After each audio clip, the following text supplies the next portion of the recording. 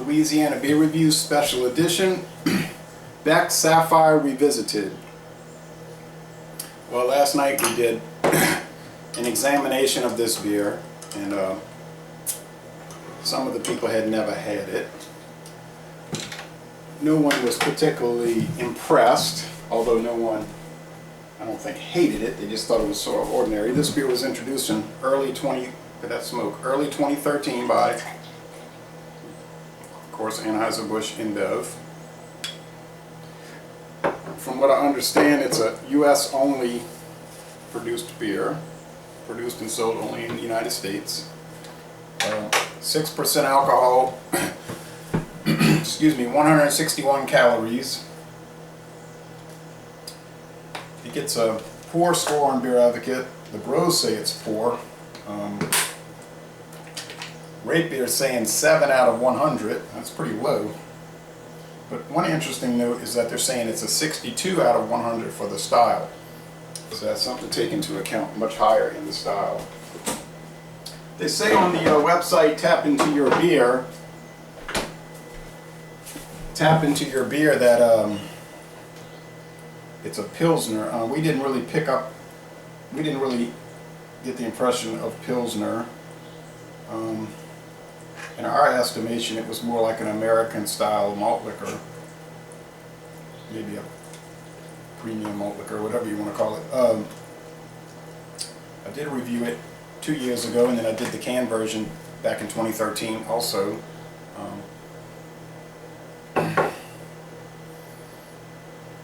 They did some initial heavy advertising for this, and then it just died away very quickly, I think maybe after a month. And that was the last we saw of that.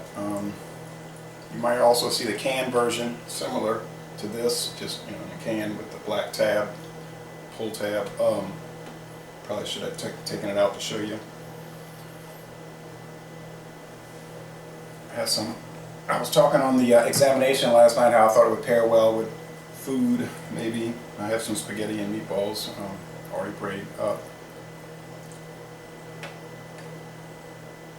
They're saying water, barley malt, malt extract, hops, and yeast on the Tap Into Your Beer website, but they don't name the hops or the malts. They are saying they use Sapphire hops from Germany, so that's all we do know. No corn or rice adjunct.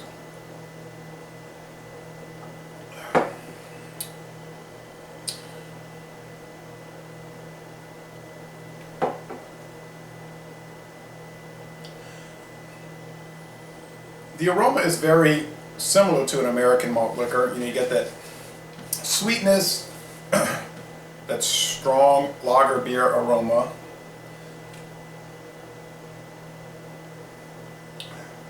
The flavor is similar to King Cobra, but maybe, I guess, without the corn. It's a little more barley oriented, which would make sense. The hop bitterness is quite low. I'm thinking around 17 IBU. Which is higher than your Budweiser or something like that.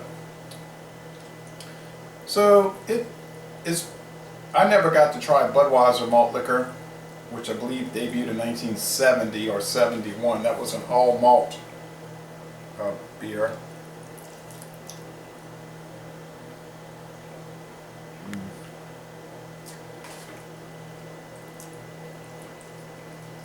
In fact, that was one of the selling points of that beer. They emphasized that it was all barley malt, no hops, no corn or rice. So whether it was popular, I don't know. I don't recall anyone drinking it in the 70s, but I wasn't exactly, paying too close attention to what people were drinking, really.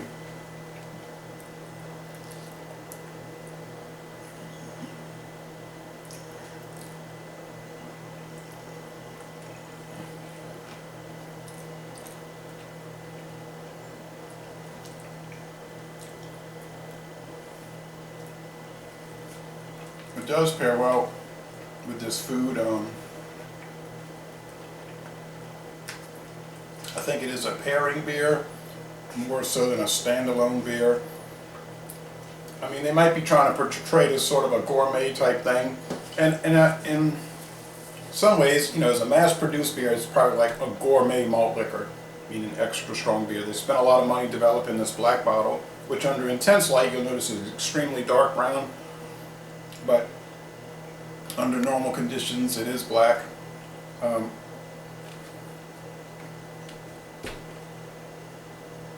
My general feeling is that it's not going to really be around much longer.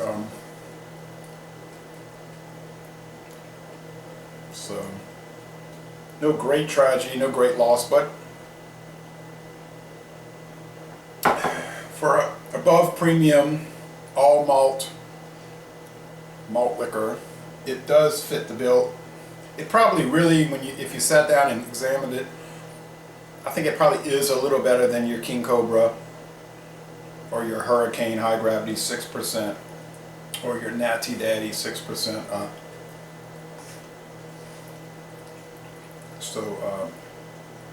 But on the other hand, I wouldn't say it's appreciably better. We were saying on the examination that if you went to a dinner party, you'd bring a 6-pack of this or a 12-pack because it presents well, it's elegant looking. You probably wouldn't show up with Natty Daddy at a dinner party because it's considered like a cheapo beer, but you could probably switch them out and serve this in a nice glass and people would believe it was Beck Sapphire, and they might even say, Beck's, I love German beer, even though it's made in St. Louis, and I'm glad you didn't bring me that Natty Daddy.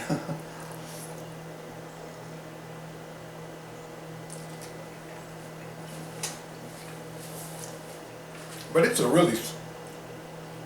a smooth beer. I'm not necessarily picking up on any off flavors or aromas like Michelle Stitches was commenting upon last night, but the spicy food could be helping alleviate that.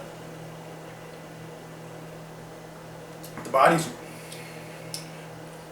light to medium, pretty much medium really, and the finish is like most of these Anheuser-Busch lagers, crisp, clean, refreshing, and the drinkability's astronomical. So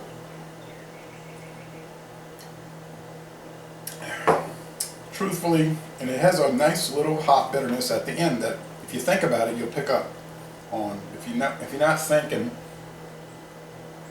you won't. I would have to give it an A-.